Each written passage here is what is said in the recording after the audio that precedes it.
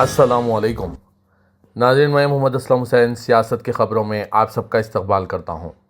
आज 5 दिसंबर 2024 है। इस्लामिक तारीख़ के हिसाब से आज 2 जमादी सानी 1446 हिजरी है। पेश है आज की कुछ अहम खबरें। भारतीय जनता पार्टी के लीडर देवेंद्र फडणवीस आज जुमेरात को महाराष्ट्र के वज़ीर आला के तौर पर हलफ लेने जा रहे हैं। वो तीसरी बार रियासत के वज़ीर आला का ओहदा संभालेंगे। देवेंद्र फडणवीस आज जुमेरात की शाम 5:30 बजे मुंबई के आज़ाद मैदान में हलफ लेंगे। इनके साथ अजीत पवार भी नायब वज़ीर आला के ओहदे का हलफ लेंगे। एकनाथ शिंदे भी नायब वज़ीर आला के तौर पर हलफ ले सकते हैं, हालांकि अभी ये वाज़ेह नहीं हुआ है। वज़ीर आज़म नरेंद्र मोदी, वज़ीर दाखिला अमित शाह के साथ बिहार के वज़ीर आला नीतीश कुमार और आंध्र प्रदेश के वज़ीर आला एन चंद्राबाबू नायडू भी इस प्रोग्राम में शिरकत करेंगे। नई हुकूमत की हलफबरदारी जनूबी मुंबई के आज़ाद मैदान में होने वाली है। बीजेपी लीडर प्रसाद ने कहा कि इस प्रोग्राम में 42,000 से ज़्यादा लोग शरीक हो रहे हैं। उन्होंने बताया कि वज़ीर आज़म मोदी 9 था 10 मरकजी वज़ीर, 19 वज़ीराए आला और नायब वज़ीर आला भी इसमें शिरकत करेंगे। उन्होंने कहा कि 40,000 बीजेपी हामियों के लिए खुसूसी इंतजाम किए गए हैं। जुमेरात को दिल्ली नोएडा की मसरूफ तरीन ब्लू लाइन पर केबल चोरी का एक वाक़या सामने आया है, जिसकी वजह से मेट्रो का ऑपरेशन मुतासिर हो रहा है। ब्लू लाइन मेट्रो आज देर से चल रही है। सबसे मसरूफ तरीन लाइन समझी जाती है। इसका असर चोटी के औकात में और भी ज़्यादा नजर आएगा। लोगों को मेट्रो का तवील इंतज़ार करना पड़ेगा। केबल चोरी का वाक़या रात के वक्त कीर्ति नगर और मोती नगर के दरमियान द्वारका वैशाली नोएडा लाइन पर पेश आया, जब मेट्रो सर्विस खत्म हो चुकी थी। डीएमआरसी ने मुसाफिरों से दरख्वास्त की है कि वो इसी के मुताबिक अपने सफ़र की मनसूबाबंदी करे, क्योंकि सफ़र में कुछ इजाफी वक्त लगेगा। इससे कबल अगस्त के महीने में भी ऐसा ही एक वाक़या सामने आया था। फिर रेड लाइन पर केबल चोरी का वाक़या पेश आया था। उस वक्त झिलमिल और मानसरोवर पार्क के दरमियान मेट्रो कॉरिडोर पर सिंगल केबल चोरी हो गई थी, जिसके बाद दिलशाद गार्डन से शाहिद राह तक का रास्ता मुतासिर हुआ था। ओहदेदारों को चाहिए कि चोरी कौन कर रहा है, चोर कौन है, इसका पता लगाया जाए और आगे से ऐसे वाक़यात के रोकथाम के इक़दाम किए जाएं।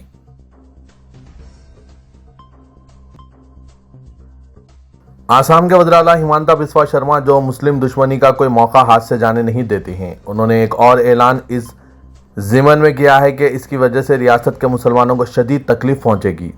उन्होंने रियासत के होटलों, अवामी तकरीबात और शादी की तकरीबात में बीफ के इस्तेमाल पर पूरी तरह से पाबंदी आयद कर दी है। उन्होंने इस ताल्लुक से हुक्मनामा जारी करते हुए वाज़ेह तौर पर कहा है कि आसाम को पाकीज़ा रियासत बनाने की जानिब ये एक और कदम है। हम बीफ पर पूरी तरह से पाबंदी आयद कर देना चाहते हैं, लेकिन इब्तदाई तौर पर इस वक्त होटलों, ढाबों और अवामी तकरीबात में इसके इस्तेमाल पर पाबंदी लगा रहे हैं। वाज़ेह के हिमंता बिस्वा शर्मा, हुकूमत ने जो हुक्म जारी किया है वो काफ़ी सीधा है, क्योंकि एक तरफ तो इसमें गाय के गोश्त के बारे में लिखा हुआ है, तो दूसरी तरफ बीफ की भी बात हो रही है। वैसे आसाम में 2021 में ही गाय के ज़ुबा पर पाबंदी आयद लगा दी गई थी, लेकिन ताज़ा हुक्मनामे के जरिए गाय की पूरी नस्ल के ज़ुबा को रोकने की कोशिश की जा रही है। साथ ही भैंस और पारे के गोश्त पर भी पाबंदी होगी या नहीं, इस बारे में कोई वजाहत पेश नहीं की गई। बहरहाल इस हुक्मनामे की वजह से हिमंता बिस्वा शर्मा हुकूमत एक मरतबा फिर शदीद तनकीदों की जद पर आ गई है और इसे हुकूमत का एक और मुस्लिम दुश्मनी का कदम करार दिया जा रहा है।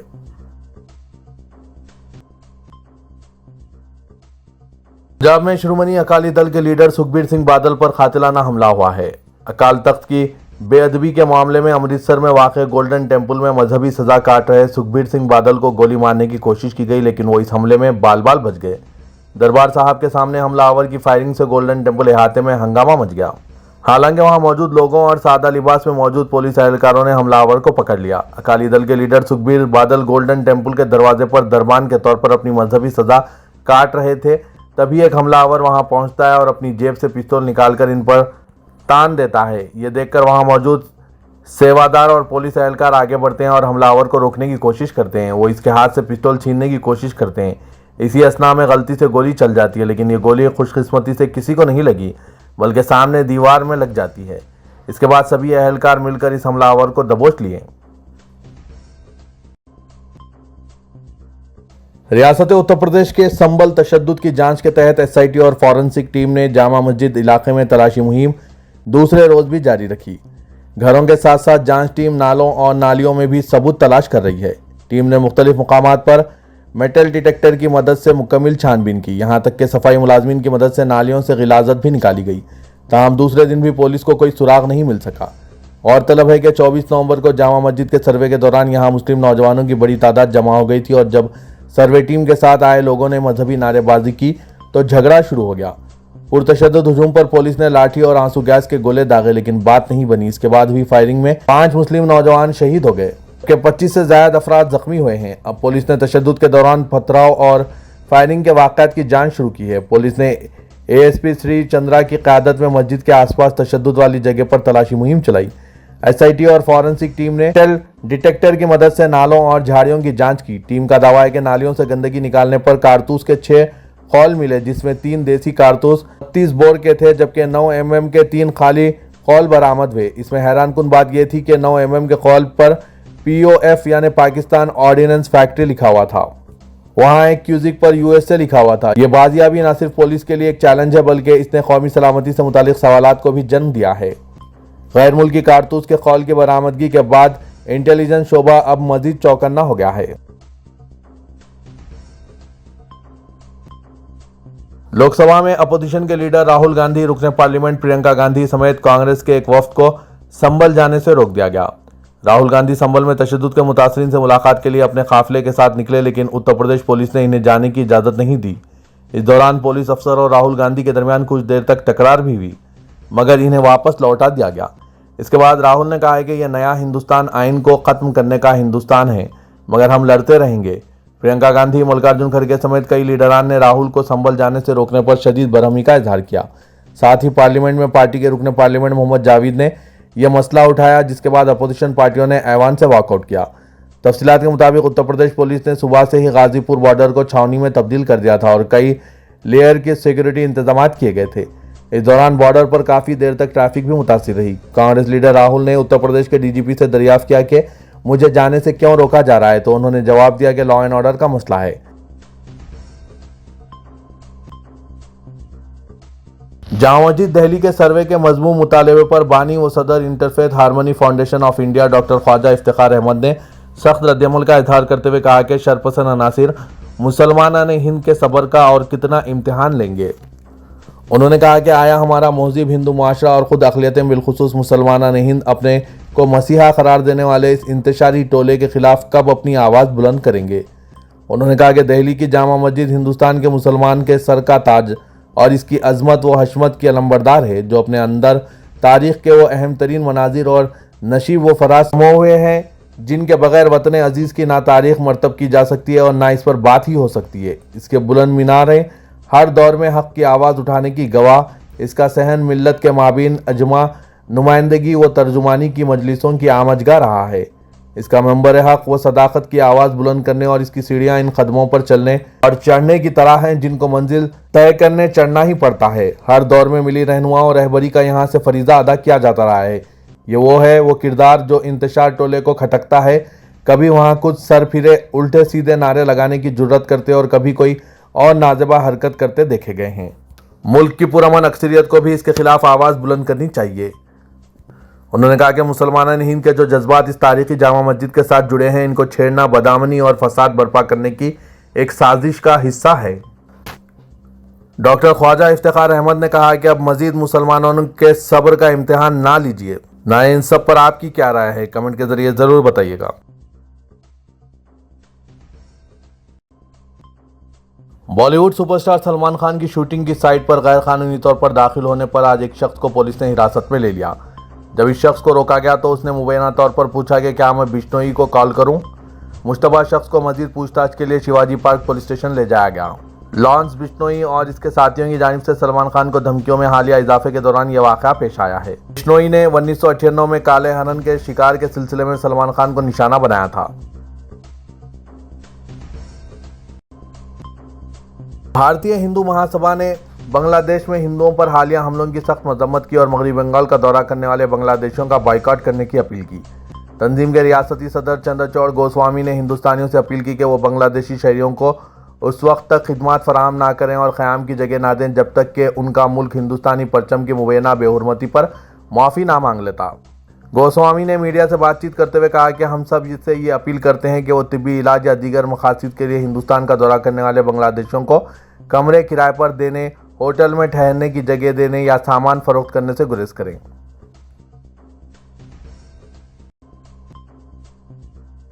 रियासत तेलंगाना में कांग्रेस के 1 साला दौरे इख्तिदार के जश्न के दौरान आलमी शोहरत याफ्ता टेक्नोलॉजी कंपनी गोकुल ने रियासती हुकूमत को एक अजीम तोहफा दिया है। गोकुल ने शहर में हैदराबाद को गोकुल सेफ्टी इंजीनियरिंग सेंटर के क़याम के लिए मुंतखब किया है।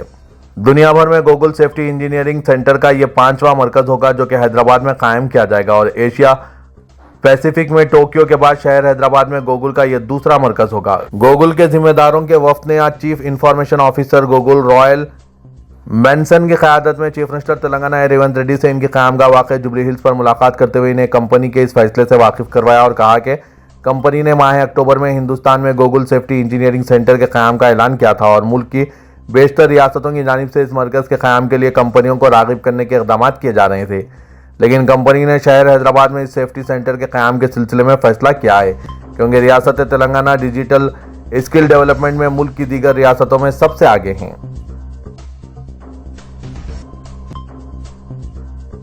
गवर्नर तेलंगाना वर्मा ने 9 दिसंबर से तेलंगाना कानून साज असेंबली और कौंसिल का इजलास तलब किया है। इस सिलसिले में इलामिया जारी किया गया। कानून साज असेंबली का 4था सेशन और कानून साज कौंसिल का 22वां सेशन 9 दिसंबर को सुबह 10:30 बजे शुरू होगा। तेलंगाना में रेवंत रेड्डी हुकूमत के 1 साल की तकमील के बाद असेंबली और कौंसिल का यह पहला इजलास रहेगा। हुकूमत का 1 साल 7 दिसंबर को मुकम्मिल होगा और हुकूमत की जानिब से रियासत गिर सतह पर मुख्तलिफ प्रोग्राम मुनक़िद करते हुए हुकूमत के कारनामों को उजागर किया जा रहा है। सरमा इजलास हुकूमत की 1 साला कारकर्दगी पर मुबाहस का मरकज़ बन सकता है और BRS और BJP की जानिब से 1 साल में वादों की अदम तकमील और दीगर मसाइल को पेश किया जा सकता है। नई हुकूमत के क़याम के बाद से साबिक़ चीफ मिनिस्टर KCR ने महज 1 दिन रस्मी तौर पर असेंबली इजलास में शिरकत की थी। देखना यह है कि असेंबली के सरमा इजलास में क्या कायदे अपोजिशन के तौर पर KCR शरीक होंगे। BRS और BJP ने हुकूमत को घेरने की मनसूबाबंदी शुरू कर दी है। तेलंगाना में कांग्रेस आइंदा इंतखाबात में 1 करोड़ ख्वातीन के वोट हासिल करते हुए इख्तिदार हासिल करेगी।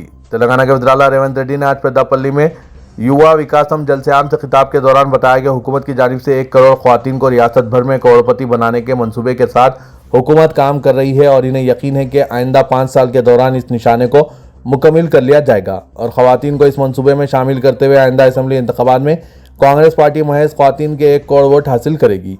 हुकूमत ने 92 लाख वोट हासिल करते हुए रियासत में इख्तिदार हासिल किया था और आइंदा सिर्फ ख्वातीन के 1 करोड़ वोट हासिल करने में कामयाब होगी। उन्होंने बताया कि कांग्रेस ने इख्तिदार हासिल करने के बाद अवाम की तवक्कुआत से ज़्यादा काम किया है, लेकिन अपोजिशन जमातों को ये काम पसंद नहीं आ रहे हैं और सुबह नींद से जागते ही कांग्रेस को इख्तिदार से बेदखल करने की बात करते हैं। रेवंत रेड्डी ने कहा कि हुकूमत तेलंगाना को इख्तिदार से बेदखल करने का ख्वाब देखने वाले साबिक़ चीफ मिनिस्टर के चंद्रशेखर राव को इन साजिशों के बजाय हुकूमत को मशवरे देने चाहिए।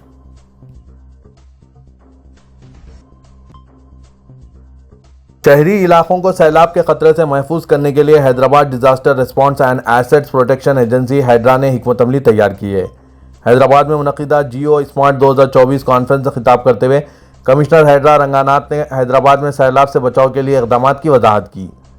उन्होंने कहा कि शहरी इलाकों को सैलाब जैसी सूरत हाल से बचाना अहम चैलेंज है। उन्होंने कहा कि शहरी इलाकों में महज 2 सेंटीमीटर बारिश ट्रैफिक जाम और जगह जगह पानी के जमा होने की शिकायत पैदा करती है। हैदराबाद में बारिश की सालाना शरह 89 सेंटीमीटर है, जो तेलंगाना की शरह 130 सेंटीमीटर से कम है। उन्होंने कहा कि झीलों और तालाबों के अलावा नालों पर नाजायज़ कब्जे और शहरी इलाकों में तोसी के नतीजे में मामूली बारिश भी शहरियों के लिए मसाइल का सबब बन रही है। हैदरा की जानिब से इन मसाइल से निपटने के इक़दाम किए जा रहे हैं।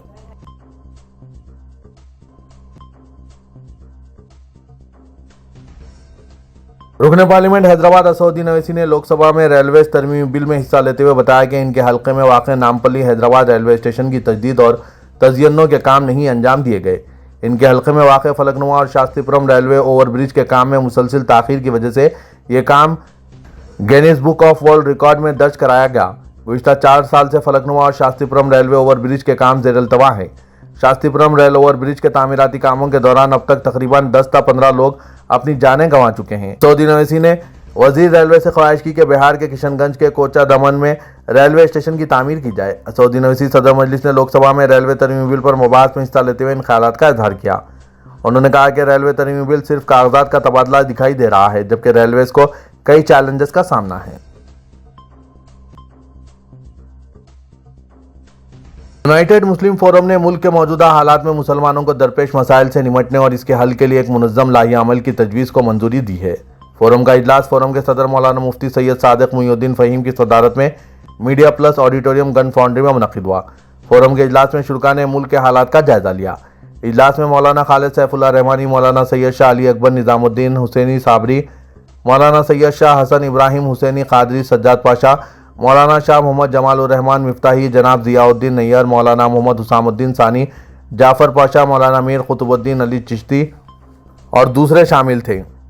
इजलास में मुल्क के मौजूदा हालात बिलखुसूस उत्तर प्रदेश के संभल में गुज़िश्ता दिनों जो वाक़यात पेश आए इसकी मजम्मत करते हुए दरगाह शरीफ हज़रत सैयद ख्वाजा मोइनुद्दीन चिश्ती रहमतुल्लाह अलैह, अजमेर शरीफ, बदायूं की जामा मस्जिद, दिल्ली की जामा मस्जिद और मुल्क के दीगर हिस्सों में मसाजिद, खानखाहों और दरगाहों पर फ़िरक़ापरस्त अनासिर की जानिब से अदलिया के ज़रिए जो शरअंगेज़ियाँ की जा रही है इस पर भी तशवीश का इज़हार किया गया। इजलास में कहा गया है कि मुल्क की आवाम को अभी भी अदलिया पर भरोसा और इत्मीनान है, इसलिए सुप्रीम कोर्ट अज़खुद कार्रवाई करते हुए मुल्क में कानून की बालादस्ती को यकीनी बनाएं और इबादतगाहों का कानून जो दस्तूर के बुनियादी ढांचे से ताल्लुक़ रखता है इस पर मुल्क भर में अमलावरी करें ताकि मुल्क में मुसलमानों और अमन पसंद अफराद में फैली बेचैनी दूर हो सके।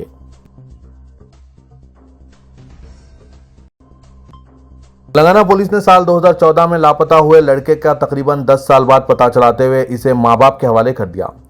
शिखा Goyal IPS DGP women safety wing ने बताया कि साल 2014 में मोहम्मद खलील गौरी 18 अगस्त को अपने घर से रवाना हुए थे और वापस नहीं हुए। इस सिलसिले में कंजनबाग पुलिस स्टेशन में शिकायत दर्ज करवाई थी। तहकीकात के दौरान मालूम हुआ है कि लड़का घर से जाते वक्त सिर्फ अपना आधार कार्ड ले गया था।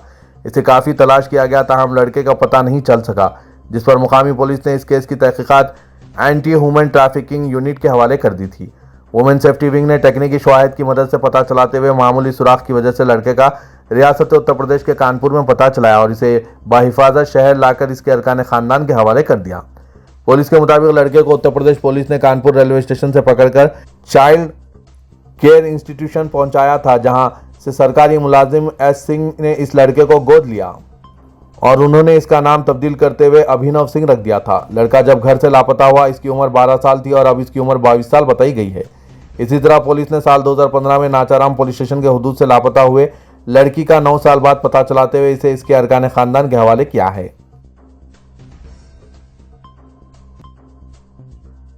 ट्रांसजेंडर्स को समाज में तस्लीम करने चीफ मिनिस्टर रेवंत रेड्डी के अजीम इक़दाम के हिस्से के तौर पर हैदराबाद ट्रैफिक पुलिस में इनके ट्रैफिक असिस्टेंट के तौर पर तकर्रुर अहकाम जारी किए गए हैं।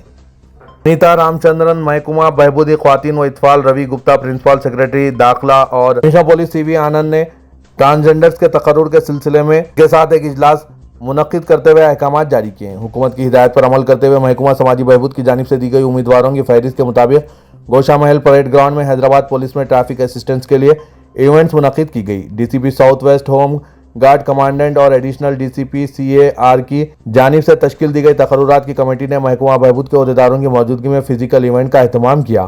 ट्रांसजेंडर के लिए मुनक्किदा इवेंट्स में कहा गया कि इनकी उम्र 18 साल होनी चाहिए और 40 साल से ज़्यादा उम्र वाले अहल नहीं होंगे।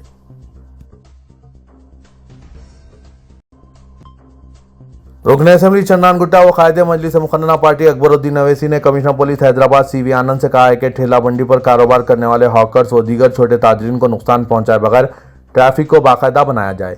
इस ज़िम्मन में सुप्रीम कोर्ट के जो रहनुमाना खतूत हैं इनका इतलाक़ किया जाए। अदालत उज़्मा ने मुख्तलिफ कमेटियों की तश्कील का भी हुक्म दिया है। दिल्ली पुलिस की जानिब से ये कमेटियाँ तश्कील दी जाएँ। कमिश्नर पुलिस CV आनंद की जानिब से शहर के बिलखुसूस पुराने शहर में ट्रैफिक को बाकायदा बनाने, सड़कों पर काबिजीन को हटाने और पार्किंग में रुकावटों के मसले पर साउथ जोन के दफ्तर पुरानी हवेली में एक इजलास तलब किया था। तो मजलिस के अरकान मुक़न्नना अकबरुद्दीन अवैसी, अहमद बलाला, जाफ़र हुसैन मिराज, मीर जुल्फ़िकार अली, कौसर मुहिउद्दीन, मोहम्मद मुबीन, माजिद हुसैन कॉरपोरेटर्स और additional commissioner traffic Vishwa Prasad, DCP south zone Sneha Mehra, DCP traffic Venkateswarlu, DCP south east T Subhash, GHMC के जोनल कमिश्नर T वेंकन्ना व दीगर ने शिरकत की।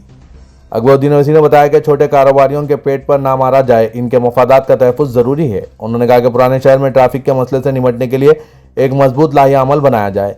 सड़कों की तोसी के बाद भी बरक़ी खंभे मुंतकिल नहीं किए जा रहे हैं। जहां सड़कों की तोसी की गई वहां नए कब्जे कैसे हुए? क्या इसके लिए पुलिस जिम्मेदार नहीं है? अकबरुद्दीन अवैसी ने बताया कि पैदल जोन, एक रुखी रास्ता, ट्रैफिक सिग्नल्स की बेहतरी के अलावा U-टर्न व दीगर ज़राए से ट्रैफिक बहाव को बेहतर किया जा सकता है। उन्होंने बताया कि ट्रैफिक पुलिस के अमले की तादाद नाकाफ़ी है। गाड़ियों और आबादियों में बेतहाशा इजाफा हो रहा है, लेकिन ट्रैफिक को बाकायदा बनाने के लिए जो अमला है वो कम है और ये अमला भी सिर्फ इन्फोर्समेंट में मसरूफ़ होता है और चालानात के लिए तस्वीरें खींचता है। उन्होंने कहा कि टेक्नोलॉजी के इस्तेमाल का दावा किया जा रहा है, लेकिन मोबाइल ऐप कभी चलता है और कभी बंद हो जाता है।